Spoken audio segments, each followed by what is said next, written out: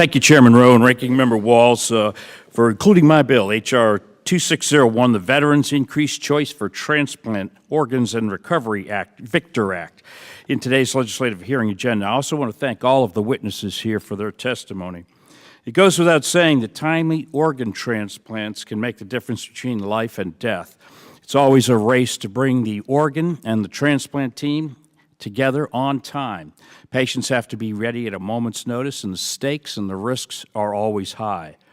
The Department of Veterans Affairs has participated in transplant medicine since 1962, but is a relatively small program, which is limited both by scope and location. As a result, veterans in need of organ transplants suffer unique challenges in trying to receive transplant care. Currently, when a veteran receives care through the VA for a transplant, they are forced to travel to one of only 14 VA transplant centers throughout the United States. This means that a veteran must be required to travel hundreds or even thousands of miles across several states for a transplant, despite potentially passing many other transplant centers on the way. To illustrate this point, in the United States, there are currently 147 liver transplant centers. 141 of those are civilian and 6 are in the veteran system. As a veteran in Florida who needs a liver transplant, there's 7 liver transplant centers in Florida, but they can't go to any of them. They have to travel to Nashville or to Pittsburgh. Similarly, a veteran in California has 13 transplant centers in their state, but cannot go to any of them. The difficulties associated with transplant care are particularly apparent with liver transplants. Given the incidence of end-stage liver disease in the veteran population, liver transplants are especially important, especially life-saving, and common concern within the VA system.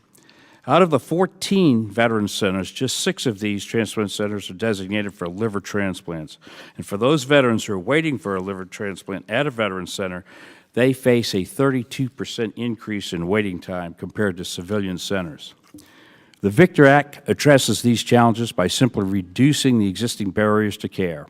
If a veteran who needs a transplant lives more than 100 miles away from a veterans transplant center, the bill allows them to seek care at any federally approved transplant center closer to them that also treats Medicare patients. Speaking as a surgeon, a veteran, and a former student of Tom Starzl, the father of liver transplants, this is the right thing to do.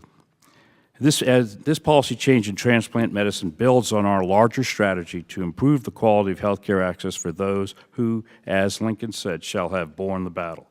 Thank you very much, Mr. Chairman, Ranking Member Walz, for allowing me to testify today on behalf of 2601. I yield back.